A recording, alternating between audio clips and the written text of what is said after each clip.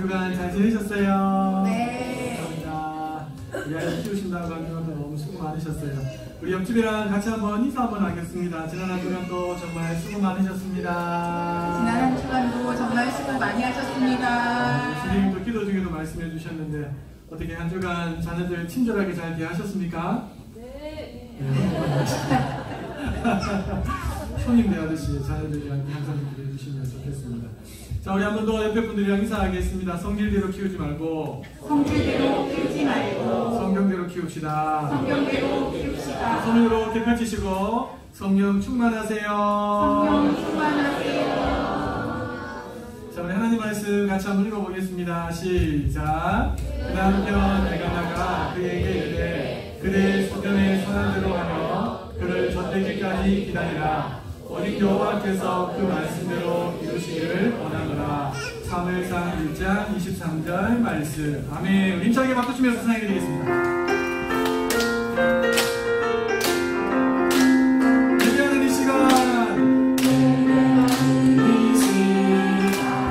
행복한 시간 찬양하는 이 시간 행복한 시간 기뻐서 뛰어요 신나서 뛰어요 춤추며 뛰어요 찬양하며 예배하는 이 시간 예배하는 이 시간 행복한 시간 찬양하는 이 시간 행복한 시간 기뻐서 뛰어요 신나서 뛰어요 춤추며 뛰어요 찬양하며 뛰어요. 자, 목사님 따라해 봅시다. 하나님은 항상 선하시고 하나님은 항상 선하시고 늘 나와 함께 하십니다. 늘 나와 함께 하십니다. 자, 우리 친구들 엄마가 아플 때가 있어요. 그때 우리 친구들 어떻게 반응을 하세요? 자, 목사님이 객관식으로 준비해 왔으니까 잘 보고 내가 평상시에 하는 거 정답 말고 내가 평상시에 하는 거 몇 번인지 말씀해 주세요. 자, 1번 엄마한테 병원 가라고 한다. 누워있지 말고 빨리 병원 가세요 어머니, 이렇게 말한다. 2번 전혀 상관없이 원래대로 지낸다. 3번 왜 건강관리 못했느냐고 핀잔을 준다. 자, 우리 친구들 몇 번이에요? 네, 아직 답이 안 나왔어요. 그렇죠? 자, 4번도 있어요. 4번 내 가까이 오지 말라고 한다. 혹시 4번 있어요? 4번? 4번 안 돼요. 집 나갈 수 있어요, 엄마. 자, 5번 엄마가 아프면 나도 아파 라고 하고 엄마를 위해서 기도해 준다. 자, 1, 2, 3, 4, 5번이 있는데 평상시에 내가 하는 거 정답 말고 내가 하는 거 몇 번이에요? 네. 우리 친구들이 다 5번처럼 할 수 있기를 축복합니다. 아멘. 이 5번을 가리켜서 공감이라고 하는 거예요. 엄마가 느끼고 있는 그 마음을 읽고 나도 함께 그 마음에 동참하는 것, 이것을 공감이라고 하는 거죠. 자, 목사님이 섬기는 교구에 권사님이 계신데요. 권사님의 어머님이 나이가 90이 넘으셨어요. 몇 번이나 이제 응급실에 가셔서 응급처치를 하고 병원에서 회복하셔서 집으로 돌아오셨는데 어머님이 산소 호흡기 차고 하는 게 너무 괴로워서 다시 내가 아프면 절대로 병원 데려가지 말고 그냥 하나님 앞에 갈 수 있도록 해달라고 그렇게 이야기했어요. 근데 이제 이 어머니가 또 시름시름 앓기 시작했어요. 권사님이 어머니를 설득하기 시작했고 3일 동안 겨우 설득해서 119에다 전화를 해서 119 구급대가 와서 어머니를 싣고 대학병원으로 갔어요. 응급실로 갔죠. 응급실로 가니까 응급실에는 이런저런 아파서 온 사람들이 많아요. 그렇죠? 자, 어머니 순서가 되어서 이제 이름이 불림받고 심상에 누운 대로 이제 의사가 있는 곳으로 갔어요. 의사하고 간호사가 이런저런 이야기를 한참 하더니만 잠시 후에 간호사가 아주 차가운 얼굴로 권사님에게 다가와서 이런 말을 했대요. 왜 이 지경으로 만드셨어요, 어머니를? 이렇게 말한 거예요. 보자마자 그냥 대뜸하는 이야기가 당신이 왜 이렇게 어머니를 이 지경으로 만드냐 식으로 말을 한 거예요. 이 말 들으고도 너무 기분 나쁜데, 그러면서 이제 이 간호사가 말한 거죠. 지난번에 어머니 입원했을 때 집으로 돌아가면 의학적인 용어를 막 쓰면서 이런 거 하고 저런 거 하라고 했는데 그대로 했냐고 막 묻는 거예요. 본사님은 이게 도대체 무슨 말인지 몰랐대요. 도대체 그게 무슨 말이냐고. 그러니까 이 간호사가 듣고는 내 그럴 줄 알았다고. 당신이 그랬으니까 어머니 상태가 이렇게 더 안 좋아진 거라고. 아니 간호사가 환자 보호자를 이렇게 막 쏘아붙인 거예요. 그리고는 하면서 뒤돌아서서 가는 거예요. 본사님이 너무 화가 나셨대요. 너무 화가 나셔서 쫓아가서 팔을 갖다 이렇게 탁 잡았는데 왜 사람을 치냐면서 당신 고소해야 되겠다고 막 이런 얘기까지 막 왔다 갔다 했어요.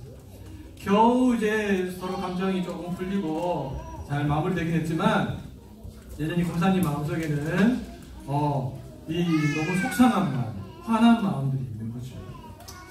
자, 우리 친구들, 이 간호사가 뭘 잘못한 거예요? 말을 잘못했어요. 그리고 또 말을 잘못한 이유가 뭐냐면 환자 보호자가 지금 어떤 마음인지를 전혀 생각하지 않고 자기한테 일거리가 하나 더 주어졌다고 생각하고 그냥 무시하듯이 그렇게 말한 거죠. 다시 말하면 아까 우리 친구들이 엄마 아플 때 해야 되는 것 중에서 5번째를 하라고 목사님 이야기했는데 그 공감력이 이 간호사에게는 전혀 없었던 거예요. 알고 보니까 이 간호사는 그 권사님에게만 그런 게 아니고 여러 환자 보호자들하고 이야기 중에서 충돌했던 그런 경험들이 많은 분이었다. 자, 간호사가 어떻게 말해야 되는 거예요? 이렇게 말해야 되죠. 어머니 상태가 안 좋으시네요.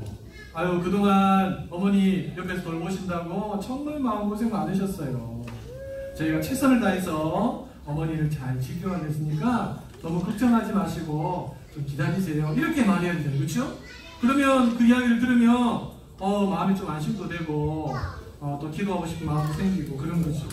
근데 막 처음부터 막 쏘아붙이니까 원사님 또 화가 나고 나중에 다툼까지도 되었다는 이야기입니다.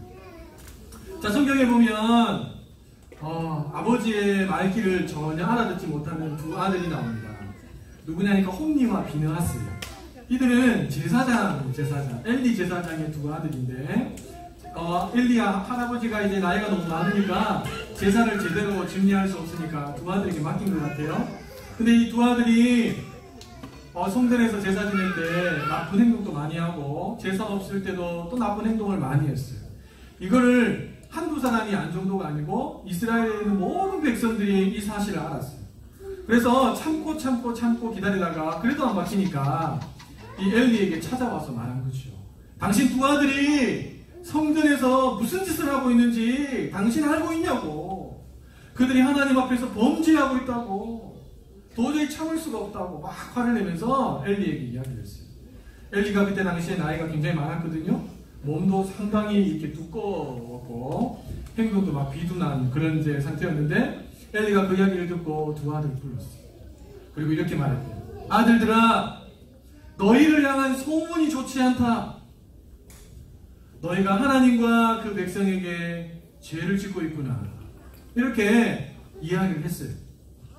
그럼 홈리와 비나스는 어떻게 해야 되죠? 공감을 잘하면 어떻게 해야 돼요? 아버지 죄송해요. 저희가 아버지 마음을 속상하게 해드렸네요. 힘들게 해드렸네요. 죄송해요 아버지. 저희가 앞으로 잘하겠습니다 라고 하고 정직하게 제사를 잘 뒷리하고 정결하게 했어야 되는데 전혀 그렇지 않았어요. 이 홈리와 비나스는 하나님과 백성 그리고 아버지의 마음을 전혀 헤아리지 못했어요. 공감력이 제로였어요. 제로. 네. 어떻게 됐을까요? 하나님께서 계속해서 하나님 면전 앞에서 죄를 범하고 있는 이 홈리와 비나스를 죽이시겠다라고 마음먹으시고 전쟁 가운데 홈리와 비나스를 같은 장소에서 죽게 하십니다. 자, 우리 친구들, 공감을 잘못하면 다툼이 일어나요. 공감을 잘못하면 큰일이 날 수 있어요. 우리 친구들이 뭔가 계속해서 잘못한 일을 하고 있는데 엄마 아빠가 그 소문을 들었어요. 엘리처럼. 그리고 우리 친구들을 불러서 너를 향한 소문이 안 좋아. 엄마도 너무 기분이 안 좋아. 너 그렇게 살면 안 돼 라고 했을 때 그 이야기를 귀로 듣고 무시해버리면 홈리와 비나스의 그 마지막 길을 향해서 우리가 달려갈 수 있는 거예요. 그런데 어머니 죄송해요, 아버지 죄송해요, 제가 그렇지 않을게요 라고 잘 돌이키고 공감해 드리면서 우리의 삶을 다시 한 번 더 이렇게 세운다면 역전의 인생이 될 수가 있는 것이죠. 자, 우리가 믿는 하나님은 공감에 있어서 최고십니다. 최고. 하나님은 우리 사람들이 어떤 비참한 상태 가운데 있는지를 아셨어요. 그리고 사람들 중에 그 누구도 이 비참한 상태에 있는 사람을 건져낼 만한 능력이 없다는 것도 아셨어요. 그래서 그냥 내버려두면 다 멸망하고 다 끝나버릴 것도 아셨어요. 그래서 하나님이 하신 게 뭐예요? 우리의 이 마음을 공감해 주시고 하나님이 예수님을 이 땅에 보내어 주시고 우리의 죄를 대신 지어 십자가에 죽게 하시고 3일 만에 다시 살아나게 하심으로 비참한 상태, 절망 가운데 있는 상태의 우리에게 하나님께로 나올 수 있는, 천국 갈 수 있는 길을 열어주신 거죠. 하나님의 공감 능력이죠. 공감 능력. 하나님, 우리가 기도할 때 하나님 저 지금 너무 마음이 힘들어요, 괴로워요, 하나님 저를 좀 위로해 주세요 라고 하면 하나님은요 공감 능력이 최고시기 때문에 우리의 마음을 촉촉하게 하시고, 이야 너가 정말 힘들겠구나, 내가 너를 도와줄게, 힘내라. 하나님이 위로해 주시고 공감해 주시면서 우리를 세워주세요. 우리 친구들 하나님의 자녀답게 우리 친구들도 하나님의 공감력을 마음에 꼭 품고 살 수 있기를 소망합니다.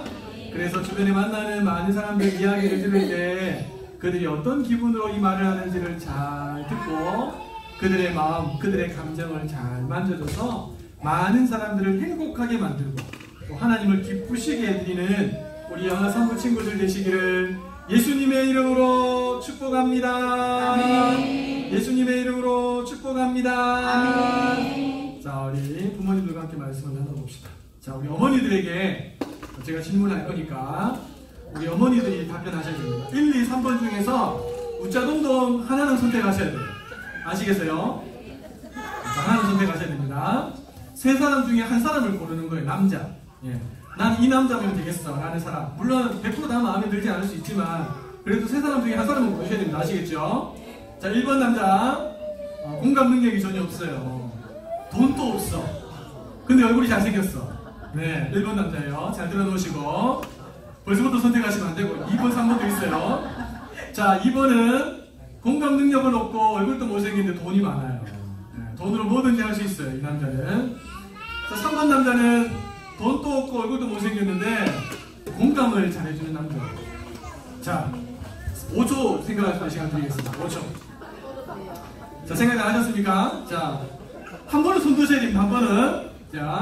자, 나는 그래도 얼굴이다. 1번 손 드세요. 1번 2번, 3번, 4명. 예, 3번 제일 많아요. 5개까지.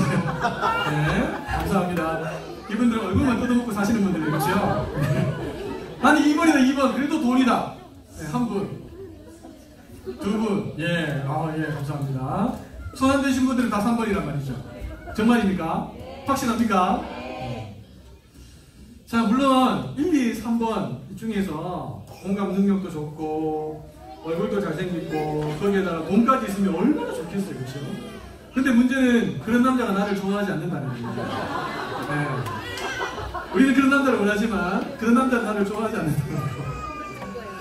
자, 우리가 이제 결혼을 하고 이제 살아갈 때 어디에서 행복이 오는가? 여러분 한번 곰곰이 생각해보세요. 저도 이제 결혼하고 10년이나 시간이 훌쩍 지났는데 어디에서 행복이 오는가? 물론 어느 정도의 돈이 필요하더라고요. 돈이 필요해요. 그리고 못생긴 것보다는 그래도 이왕이면 좀 볼만한 얼굴이 더 낫죠. 근데 이것들도 필요한데 부부 사이에는 반드시 갈등이라는 게 존재하거든요. 특별히 신혼 때는 서로 맞춰가는 작업이기 때문에 최소 2년 동안에는 서로 부딪히고 깎여지면서 이 사람은 이런 스타일이고 나는 이런 스타일이고 라고 이제 스스로 이제 답을 찾아가는 시간들이 필요한데, 자, 그때 이런 부분들을 최소화시키면서 빨리 가정 천국으로 나아갈 수 있는 비결이 있느냐? 그것은 공감입니다. 여러분 10년 동안 결혼 생활해도 도대체 남편의 저 마음을 내가 모르겠다. 아내가 무슨 생각을 하고 있는지 모르겠다. 죄송하지만 헛살하신 겁니다. 네. 알아야 돼. 저 사람이 저 말할 때는 지금 어떤 기분에서 말을 하는지를 빨리 캐치할 수 있어요. 이거는 부딪힌 사람들만 빨리 캐치할 수 있어요. 그냥 네 죽어라 내 죽어라 그냥 난 모르겠다 남남으로 살면 그 캐치 못하고 계속 살아가는 거예요. 그냥 평행선이에요. 평행선. 그래서 배우자가 내가 한 말을 전적으로 공감해준다?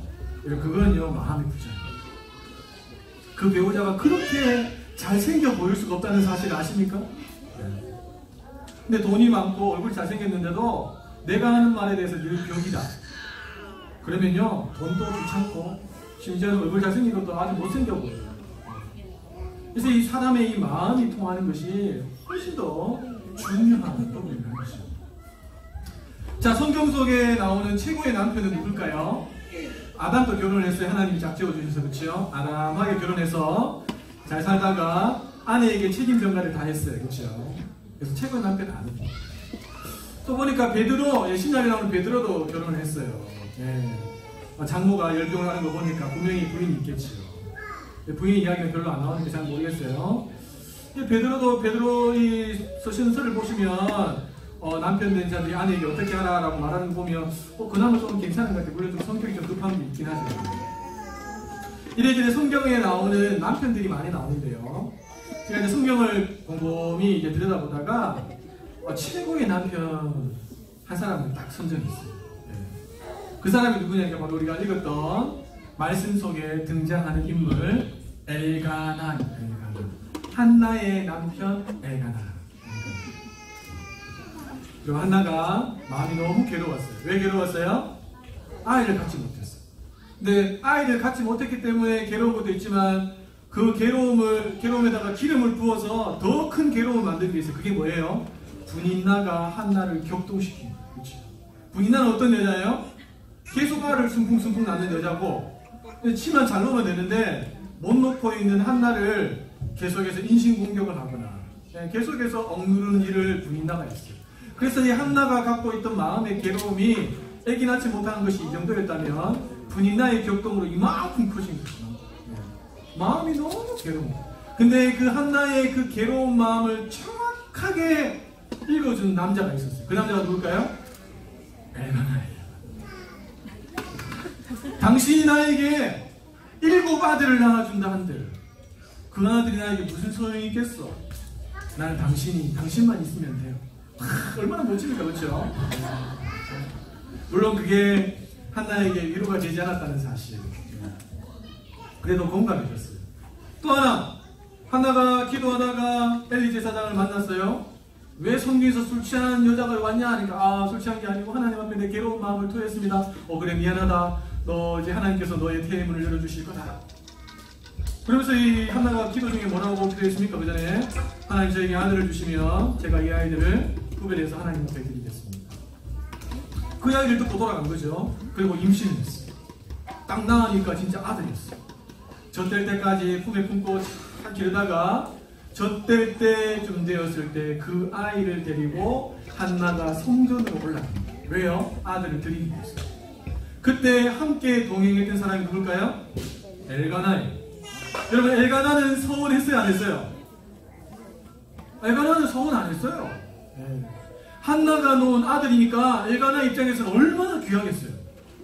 그렇죠? 분이나도 아이를 많이 낳았지만 그 아이보다 자기가 정말 사랑하는 아내 한나가 놓았던 그 사무엘은 엘가나에게는요 세상을 다 가져도 바꿀 수 없을 만큼 귀한 아들. 근데 엘가나는 내가 하나님께 이 아이를 드리겠다고 소원한 적이 없어요. 근데 한나가 말하는 거죠. 여보, 내가 하나님께 이렇게 기도했어요. 내가 하나님께 아들을 놓으면 드리겠다. 그때 이 엘가나의 반응이 뭔지 아십니까?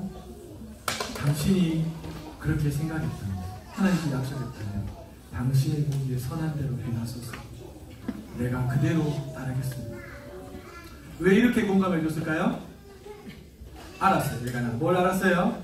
만약에 내가 이 여자 봐라? 이러면서 내 아들이야! 내한테 결정권이 있는 거야! 라고 말하고 했다면 이 한나가 아들을 낳기 전에 그 괴로움을 느끼는 것보다 더 큰 괴로움을 느끼며 살게 될 것을 알았어요. 그것도 하나님과 한 약속을 어겼다는 심한 죄책감 가운데 살 것도 알았어요. 그래서 이 엘가나는 그런 부분들을 잘 캐치하고 한나가 원하는 대로 하나님하고 약속한 대로 그대로 할 수 있도록 마음 편하게 할 수 있도록 지지해주고 심지어는 같이 동행해준 남편이 바로 엘가나였어요. 할렐루야. 우리 영화 선부에 나오는 우리 아빠들이 엘가나와 같은 남편들 되기를 축복합니다. 이런 남편하고 살면 얼마나 행복하겠어요. 그렇죠? 네. 우리 지금 공사 중이지만 잘 다듬어지면 엘가나를 뛰어넘는 남편들도 일어나게 될 수 있습니다. 자, 정혜신 씨가 쓴 당신이 옳다라고 하는 책이 있는데요. 이 책에 보면 공감에 대한 이야기들이 많이 나옵니다.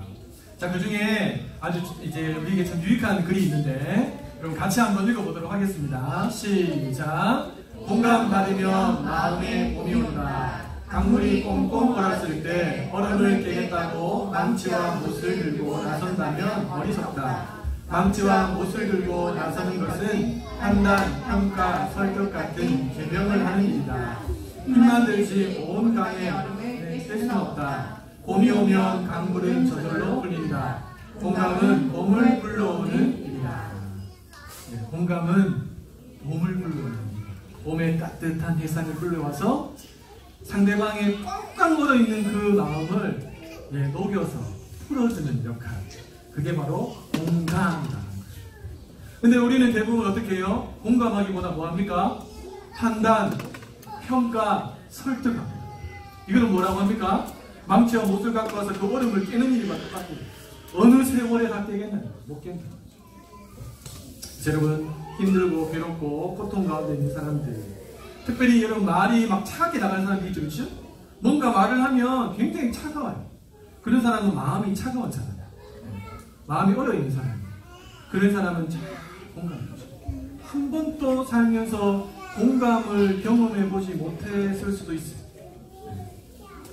그런 사람들을 잘 공감해주면 아무리 딱딱하게 차갑게 굳어져 있는 마음을 갖고 있다 할지라도 그 마음이 봄이 오면 그 햇살에 모든 강에 얼어있는 강이 녹는 것처럼 녹아지게 된다. 혹시 지금 내 배우자가, 혹시 내 이웃의 누군가가 마음이 얼어있는 분이 있으십니까? 공감만 잘해주시고. 자, 존 카트만이라고 하는 박사님이 계신데요. 이분이 아이의 행동이나 감정에 대한 부모 유형 4가지를 소개합니다. 아이들의 행동, 아이들의 감정에 대해서 부모가 어떻게 반응하는가, 이걸 유심히 보니까 4가지로 나옵니다. 첫 번째는 축소 전환형입니다. 축소 전환형. 같이 한번 읽어봅시다. 시작. 아이의 감정은 제대로 파악하지 않은 채 대수롭지 않은 일이라 생각하고 표현하는 부모. 아이의 감정을 전혀 읽지 못하는 거죠. 아이가 지금 어떤 기분인지 전혀 모르는 거예요. 자, 두 번째는 억압형입니다. 억압형. 같이 읽어봅시다. 시작. 아이의 감정보다 자신의 감정에만 열중해서 아이에게 화내고 다그치는 행동을 보이는 부모. 네. 아이 감정은 별로 중요하지 않고 지금 내 기분이 이런 거죠. 네. 그 내 기분으로 내 감정으로 그냥 눌러버리는 거죠. 억압형입니다. 자, 세 번째는 반의명인데요. 같이 읽어봅시다. 시작. 아이의 감정은 이해하고 공감하지만 행동을 제시하지 못하는 부모. 이해하고 공감까지는 하지만 행동을 제시해주지 못합니다. 네 번째가 감정 코치형인데요. 존 카트먼 박사님의 말에 의하면 감정 코치형 부모가 되어야 된다라고 말했어요. 자, 같이 읽어봅시다. 시작. 아이의 감정을 이해하고 공감하면서 스스로 문제를 해결하도록 이끌어주는 부모. 네. 이 4가지 유형의 부모가 있습니다. 대부분 제 부모님들이 억압형 혹은 축소형, 완전 축소형, 전환형, 반의형 여기에 많이 포진되어 있어요. 감정 코치형은 그렇게 많지 않습니다. 여러분, 감정 코치형이 되려면 부단히 노력하든지 아니면 내가 태어났는데 내 부모가 감정 코치형이에요. 그러면 저절로 습득됩니다. 아시겠어요? 근데 이런 부모가 잘 있다 없다?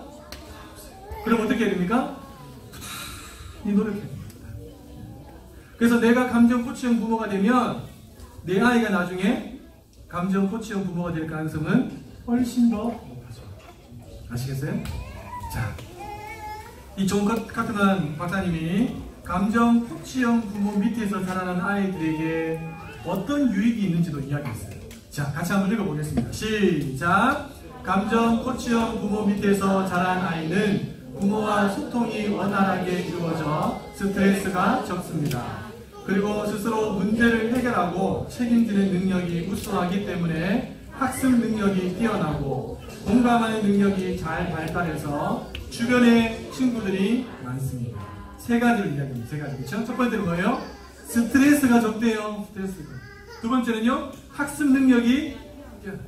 세 번째는요, 주변에 친구들. 왜 친구들이 많을까요? 그 친구들의 마음을 공감해주니까. 감정을 공감해주니까, 쟤하고 내하고 마음이 통하네, 이렇게 생각하는 거죠. 여러분, 그 아이가 나중에 사춘기쯤 되고 학교 갔다가 들어오는데, 방에서 뭔가를 하고 있는데 갑자기 아이가 다녀왔어요! 하면서 자기 방을 문을 쾅! 닫고 들어갔어요. 자, 그러면 우리 부모들은 어떻게 반응해야 합니까? 무엇을 읽어야 됩니까, 지금? 아이의 감정을 읽어야 돼요, 감정을. 아이의 감정이 지금 어떤 감정이에요? 화난 감정. 그렇죠. 문을 꽝 닫고 단다는 것은 아이가 지금 화가 나 있다는 거예요. 그렇죠? 근데 무엇 때문에 화가 나는지는 몰라요. 근데 화가 나 있다는 것을 알아요. 그리고 감정이 화가 나 있으면, 극에 달해 있으면, 이 극을 찍고 난 다음부터는 서서히 물이 식듯이 내려오는 거 아십니까? 그래서 어느 정도 시간이 필요해요. 네. 극을 딱 찍고 났을 때는 뭔가를 이야기하면 잘 받아들이십니다. 감정으로 충만해요. 기다리죠. 한 최소한 5분 이상 기다렸다가 문을 놓고 하는 거죠. 우리 누구누구가 오늘 학교 가서 굉장히 화나는 일이 있었구나 라고 그 아이의 감정을 있는 그대로 내가 공감해주는 작업을 해줄 때 그 아이의 마음이 빨리 풀릴 수 있어요. 자, 어떻게 하면 공감하는 자들을 양육할 수 있을까? 우리 지난주에는 첫 번째 아이들이 사회생활을 하는데 꼭 필요한 첫 번째 친절에 대해서 이야기했어요. 친절, 그렇죠? 기억나십니까? 똑똑하기보다 친절한 편이 낫다. 친절한 자녀를 양육하기 위해서는 어떻게 하라 했습니까? 부모가 아이에게 친절해야 한다. 이것이 시작이다. 그랬어요. 그렇죠? 여러분, 공감도 마찬가지입니다. 같이 한번 읽어봅시다. 시작! 부모가 자녀를 공감해주는 것부터 시작해야 합니다. 그래요. 부모가 자녀를 공감해주는 것부터 시작해야 합니다. 자, 첫 번째는요, 자녀의 말과 표정 그리고 행동을 통해서 아이의 감정을 읽어야 합니다. 감정. 아시겠어요? 감정을 읽는 것이 중요합니다. 이게 경청이에요. 경청. 그냥 들려오는 말만 듣는 것이 경청이 아니에요. 제대로 된 경청은 그 아이의 말과 표정과 행동을 통해서 어떤 감정을 갖고 있는가를 딱 캐치해내는 것이 이 경청이에요. 그러니까 경청을 잘하는 사람은요, 집중력이 좋은 사람이에요. 성품학교 정의 중에 경청이 있죠. 경청의 정의를 불러봅시다. 경청의 정의를 불러봅시다. 상대방의 말과 행동을 잘 집중하여 들어 상대방이 얼마나 소중한지 인정해 주는 것. 이게 경청이죠. 말과 행동을 잘 집중해서 듣고 감정을 캐치어 난 다음에 그 사람이 얼마나 소중한 사람인지를 감정을 통해서 받아줍니다. 이게 경청이에요. 근데 사람들이 경청을 잘 못해요. 의외로 경청을 잘 못해요. 경청. 누군가 막 말하고 있으면 자꾸 딴짓해요. 딴짓. 여러분, 미안하지만 그런 사람 주변에는요, 친구들이 많이 있어요. 여러분, 잘 들어주기만 해도 주변에 좋은 사람들이 많이 생겨요. 아시겠어요? 이 경청이. 그래서 아이들이 뭔가 행동할 때 여러분, 그걸 잘 캐치해서 들으시오. 우리 아이들 키우다 보면 애들이 처음에 울 때는 이게 뭐 때문에 우는지 잘 모르잖아요. 그렇죠? 근데 시간이 걸려서 반복하고 또 반복하다 보면, 지금 얘가 지금 이 울음을 보니까 씻었구나 라는 거예요. 아, 지금 이 울음은 배고픈 울음이구나. 부모님, 엄마들은 그냥 직감적으로 알아요. 그렇죠? 예, 아이 그 우는 목소리만 들어도 뭐예요? 정확하게 찍어내는 거예요. 근데 크면 클수록 그 감정을 잘 읽지 못한다. 자, 그 다음에 감정을 읽고 난 다음에 어떻게 하는가? 자녀의 감정에 대해서 공감의 말을 해주는 거죠. 반영적 경청이라고 합니다. 이건 말 그대로 이게 뭐냐니까 그 아이의 감정을 내가 내 마음으로 담아서 내 입으로 그대로 표현해 주는 것. 이게 반영적 경청. 그 반영적 경청은 꾸나요법이라고 불립니다. 꾸나요법. 뭐뭐 했구나 라는 거죠. 이렇게 말하는 거죠. 화가 많이 났구나. 너 정말 화가 많이 났구나 라고 말해주는 거예요. 그리고요, 많이 슬프구나. 많이 슬프구나. 많이 속상했구나. 이렇게 꾸나요법을 해주는 거예요. 정확하게 감정을 읽는 게 첫 번째고, 두 번째는 그 감정을 내가 읽어주는 작업이 두 번째입니다. 이거 두 개만 잘해도 됩니다. 근데 꾸나요법을 쓸 때 여러분 주의할 점이 있어요. 장난으로 하시면 안 됩니다. 이런 거예요. 에이, 너 많이 화가 났구나! 이런 식으로 하면 안 됩니다. 네. 아시겠어요? 그러면, 덤탱이로 받을 수 있습니다. 그래서 꾸나요법을 쓸 때는 진지하게, 적절하게 쓰셔야 돼요. 여러분들이 이걸 잘 쓰시잖아요? 여러분들이 기분이 안 좋을 때, 여러분의 아이들 옆에 와서 어머니 기분이 안 좋구나, 아버지 많이 힘들구나, 아이들이 그렇게 말해요. 아시겠어요? 아이들이 그렇게 말한다니까. 아이들이 내 감정을 읽어요. 여러분, 이건 탁월한 능력이에요. 탁월한 능력. 감정을 못 읽는 사람들이 얼마나 많은데, 요즘에 공감 능력 제로가 얼마나 많은지 몰라요. 최근에 그 화성 연쇄살인범 이춘재, 그쵸? 그 사람은 공감 능력 제로라고 하더라고요. 내가 이렇게 했을 때 그 사람이 느끼는 그 감정 전혀 읽지 못한대요. 그런 사람하고 사는 것은 벼가고 사는 거죠. 이런 아이들이 왜 크면서 나는 엄마랑 말이 안 통해, 이런 말을 하는 줄 아세요? 아버지는 나랑 말이 안 통해, 왜 이런 말을 하는 줄 아세요? 감정이 전혀 읽어주지 못한다는 거예요. 아이들하고 대화가 통하려면 꾸나요법만 잘 하셔도 돼요. 꾸나요법. 자, 그런데 우리는 어떻게 합니까? 보통 화가 많이 났구나 라고 하지 않고 어떻게 말하죠? 야, 그게 화나? 많이 슬프구나. 이렇게 안 하고 어떻게 합니까? 너 울보야? 또 우니 또? 그 다음에 많이 속상했구나 하고 어떻게 합니까? 너 퍽하면 삐지니? 내 감정을 받아들이지 못하는 거죠. 뭐예요? 오히려 내 감정을 가지고 눌러버려요. 억압형. 그렇죠? 왜 그럴까요? 내가 그런 부모 밑에서 자랐어요. 내가 감정을 그렇게 표현했을 때, 감정을 가지고 있을 때 우리 부모님이 그렇게 반응해 주신 거예요. 부모님이 잘못했을까요? 물론 잘못이지만 배우지 못한 잘못이. 근데 우리는 배웠어. 그렇죠? 배웠기 때문에 잘못하면 안 돼요. 연습해야 돼요. 열심히 연습해서 우리 아이들의 감정을 받아주세요. 공감이 되면 아이들의 마음이 차갑게 굳어있다 할지라도 몸에 따뜻한 우리의 말 한마디 때문에 부러집니다. 너 많이 힘들었겠구나 라고 하면서 아이를 다 안아주고 등을 탁탁탁 떠들어주면서 15초만 탁 견디면 마음이 확, 우리 예수님께서 공감이 돼가셨어요. 그리고 상담자가 되려면 공감을 잘해야 돼요. 저는 우리 부모님들이 아이들에게 제일 믿을 만한 상담자가 되어야 될 줄 믿습니다. 그러면 아이의 감정을 읽어야 돼요. 남자아이와 여자아이의 감정은 또 많이 다른 거 아시죠? 저는 여자아이의 감정은 잘 몰라요. 남자아이는 제가 잘 압니다. 저놈이 지금 저렇게 하는 거 어떤 기분인 거 제가 한 번만 딱 보고 있으면 딱 알아찹니다. 여자아이들은 모르겠어요. 안 키워봤어. 여러분들이 집에서 아이들 키울 때 키가 자라고 뭐 하나 더 배우고 남들보다 조금 더 탁월하고 뛰어나고 그런 부분들을 보는 것도 중요하지만 이 아이가 상대방의 그 힘든 마음, 아픈 마음, 그것을 함께 느끼고 공감하는 아이를 자라고 있는지를 무시해 주시겠어요.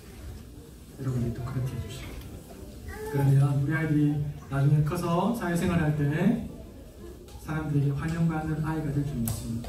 아무리 어려워도 회사에서 막 계속해서 사람을 줄이다가도 절대로 마지막까지 줄이지 않는 사람이 될 겁니다. 왜냐하면 받아줬습니다. 그런 믿음의 부모님들, 그런 믿음의 자녀들을 아름답게 길러낼 수 있기를 예수님의 이름으로 축복합니다. 예수님의 이름으로 축복합니다. 우리 축복성 같이 부르겠습니다. 우리 선생님들 나오셔서 아이들 좀 축복해 주세요.